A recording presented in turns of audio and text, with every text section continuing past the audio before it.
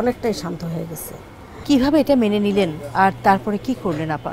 অন্য মানুষ মেনে নিতে পারবে না, কিন্তু আমাদের তো মেনে নিতেই হবে। প্রথম অনেক কষ্ট পাইতাম, কেউ কিছু বললে আমি আবার একটু আবেগী, কারো কথা নিতে পারতাম না, তো অনেক জায়গায় ছেলেদেরকে নিয়ে যেতাম না। অন্য মানুষ তো স্বাভাবিকভাবে কখনো মেনে নেয় না, যে ভুক্তভোগী সে জানে তার কেমন লাগে। তো ওরা বাসায় থাকতো বেশিরভাগ সময়, রেখে যেতাম কোথাও যাওয়া লাগলে, দেখা গেল ওদেরকে নিতাম না। এরপরে বড় ছেলে যখন বড় হইতে শুরু করলো, ও আবার আমার খুব ভক্ত, আমাকে ছাড়া ও থাকতে পারে না, তখন ওকে নিয়ে যাই, কিন্তু ওকে নিয়ে না, শানকে রেখে যাই। শানকে এখনও বাসায় রেখে যাই। কষ্ট লাগে না? হ্যাঁ, অনেক কষ্ট লাগে। যখনই ওদেরকে নিয়ে কেউ কিছু বলে সেটা না আমি নিতে পারি না।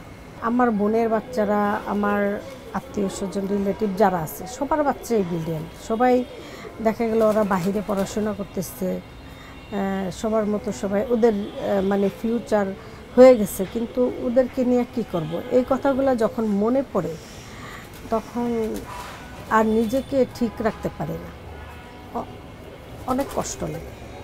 আপা, দুজন বিশেষ সাহায্য সম্পন্ন সন্তানকে নিয়ে পথ চলাটা তো সহজ না, নিশ্চয়ই অনেক অনেক অভিজ্ঞতার সম্মুখীন হতে হয়েছে, সেই বিষয়গুলো জানতে চাচ্ছি। ওদেরকে নিয়ে টেনশন করতে করতে বাইরে বের হই যে কি যেন হয়, আবার বাসায় ফিরতে ফিরতেও টেনশন করি। তারপরে যখন একা থাকি তখন মানে আমার কান্না আমি কাউকে দেখাই না, আমি যখন একা থাকি আমি রোজই কান্না করি, কিন্তু আমার কান্না কেউ দেখে না, শুধু ওদের কথা চিন্তা করে যে এখন তো ওদেরকে আমরা আগলায় রাখতেছি, আমরা দুজন আছি, ওর বাবা দেখাশোনা করে আর বাকিটা আমি এসে করি, তো কষ্ট তো থাকেই। একদিন প্রথম আমার একটা ফ্রেন্ড, আমার বান্ধবী, ও বলল তুই কখনো ওদেরকে নিয়ে কখনো দুঃখ করবি না, কান্না করবি না, কারণ তুই হচ্ছে একটা স্পেশাল মাদার, সেই জন্য ওরা স্পেশাল চাইল্ড হয়েছে। আমরা তো স্পেশাল মাদার না, তার জন্য আমাদের নর্মাল বেবি হয়েছে। কেউ কিছু বললে ওইটা কোনো করবি না, তোর গর্ব করা উচিত যে তুই একটা স্পেশাল মাদার। ওই সেদিনের পর থেকে আমি একটু মনের একটা জোর পাইছি। এই কথাগুলোই আপনাকে আসলে শক্তি জুগিয়েছে, হ্যাঁ, তাই না?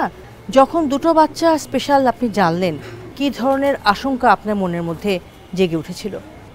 সবসময় কান্না করতাম, আমরা দুজন কি করব এদেরকে নিয়ে। ও তো না হইলে কমপক্ষে 200 বার হারাইছে, গেট খোলা থাকলে ও দৌড়ে হারায় যেত, এই তাকাইছি, এদিকে যদি না তাকাই না দেখতাম এটুকের মধ্যেই ও চলে যেত।